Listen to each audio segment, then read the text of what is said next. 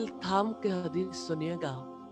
سیدنا ابن مسعود رضی اللہ تعالیٰ عنہ فرماتے ہیں آخری زمانے میں شام کی طرف سے ایک سرخ ہوا چلے گی جس سے قرآن میں اور دلوں میں قرآن کی ایک آیت بھی نہ رہے گی، اور مصاحف سے اور دلوں سے قرآن اٹھا لیا جائے گا۔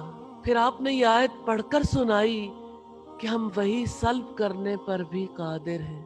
اس سے پہلے کہ قرآن اٹھا لیا جائے، اس سے پہلے کہ دنیا میں کہیں بھی ایک آیت پڑھنے کو نہ ملے، اس سے پہلے کہ دلوں سے اٹھا لیا جائے، قرآن کا قرض اتار دیجئے۔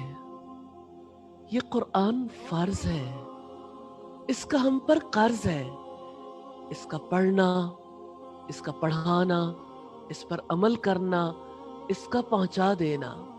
آج جس صورتحال کا ہم شکار ہیں، ایک پیغام سب تک پہنچا دیں، قرآن کو تھام لیں۔ مشکل وقت ہے، بچانے والی ذات اللہ تعالیٰ کی ہے، اور قرآن شفا ہے۔ جہاں تک آپ کا بس چلے سوشل میڈیا پہ اور فزیکلی جہاں جہاں انسان بستے ہیں، گھروں میں، ٹی وی چینلز پر اور شاپس میں، مالز میں، ہر طرف اپنے ریسورسز کو یوز کریں، ہر کوئی اللہ تعالیٰ کا کلام سنے۔ اس کلام میں شفا ہے۔ کلام سننا نفع دے گا، کلام کا تلاوت کرنا نفع دے گا، قرآن کا یاد کرنا نفع دے گا۔ ان دنوں میں، اس وقت میں لوگوں کے دل میں قرآن کی محبت جگا سکتے ہیں۔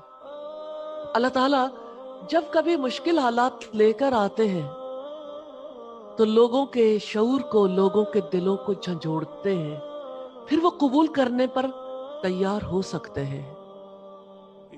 آپ پر قرض ہے، ہم سب پر فرض ہے، یہ قرض چکانا ہے، قرآن پہنچانا ہے، یہ فرض ادا کرنا ہے، قرآن کو سنانا ہے، انشاءاللہ تعالی۔